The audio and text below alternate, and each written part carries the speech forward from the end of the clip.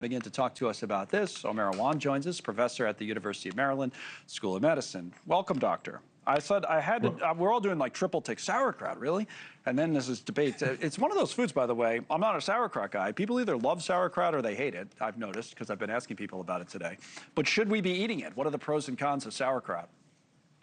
Well, there's definitely positives and health benefits to sauerkraut and fermented foods, for that matter. Okay. They tend to positively affect our health gut microbiome, which is the environment that our gut is surrounded by, and that can aid in digestion, that can decrease inflammation, and that can certainly bolster our immune system. And that inflammation is key because that inflammation is a common pathway for a lot of chronic medical conditions like heart disease, type 2 diabetes, even cancer. And as we know, Secretary Kennedy has made his mission to curb the chronic medical disease epidemic here in America. So that's probably why he's touting this. But with that said, there are concerns, and the concerns are that there isn't a lot of robust data about the benefits for fermented foods. Many of the studies are very small. They only enroll a dozen or 2 dozen patients, which makes some of the results skeptical. And also, there's not a long-term data on how these foods will affect health for the long term, like decades from now.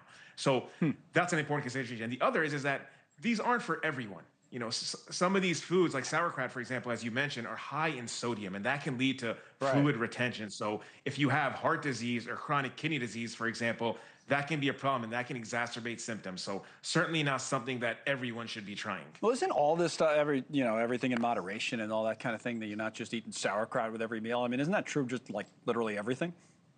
100%. Moderation is the key here, and sauerkraut can be part of the diet, but it shouldn't be the only thing that you're taking, right? Really, what we should be striving for is healthy amounts of proteins, vegetables, fruits, whole grains, even healthy fats. All these things in unison provide the vitamins, nutrients, and minerals that are necessary for us to stay healthy. What do you think is some of the general advice? You mentioned RFK Jr. that we're hearing out of this administration. So, I'm assuming not drinking alcohol is probably not a bad idea, right? But some of the other stuff in terms of how much red meat and all this kind of thing, what do you make of the general guidelines, absent sauerkraut?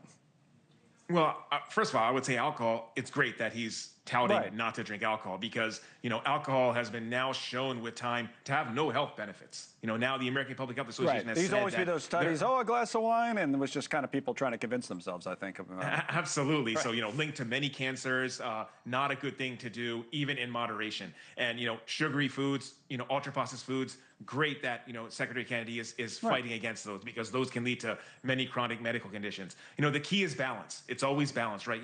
Taking a little bit of everything, trying to make sure that we get a lot of fruits, vegetables, whole grains on our plates. These are the things that allow us to stay healthy, not to give us nutritional deficiencies, and to allow us to have different things. It's kind of like planting a forest, right? Like having a rainforest and only putting one type of tree. That's not a rainforest, right? You need to have a diverse array of plants for that rainforest to be successful. It makes sense. Like I was talking about those fad diets, like, when I was introducing you, I mean, that's the thing, right, with some of those. I mean, and some people swear by some of that stuff.